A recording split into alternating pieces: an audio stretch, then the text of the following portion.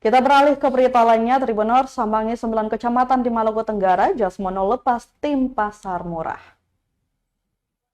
Penjabat Bupati Maluku Tenggara atau Maura melepas tim pasar murah Idul Fitri 1445 Hijriah. Pelepasan tim pasar murah tersebut berlangsung di pelataran Gedung Serbaguna Larvo Ngabal, Jalan Soekarno-Hatta, Ohijang, Selasa 2 April 2024.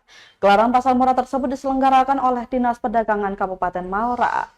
Oleh sebab itu lanjutnya, kegiatan ini akan berlangsung dari tanggal 2 hingga 8 April 2024 dan menjangkau 9 kecamatan, yakni Manyeu, Hoat Sorbay, Kecil Barat, dan lainnya. Menurutnya, Tribuners, dalam pasar murah yang digelar Pemda mengutamakan masyarakat yang benar-benar membutuhkan uluran tangan guna mengurangi beban hidupnya yang akan menghadapi Hari Raya Idul Fitri.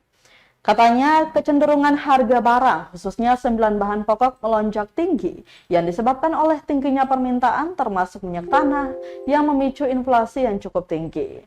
Diketahui pembukaan pelaksanaan pasar murah 9 bahan pokok dan operasi pasar minyak tanah yang diselenggarakan pemerintah Kabupaten Maluku Tenggara bekerjasama dengan Perum Bulog Tual, PT Pertamina Tual, Kodim 1503 Tual, Lanut Dumatubun Langgur, kemudian Lanal Tual, ada juga institusi perbankan, retail modern, dan para distributor.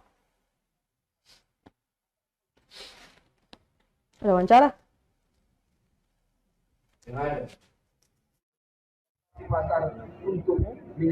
Download Tribun X sekarang, menghadirkan lokal menjadi Indonesia.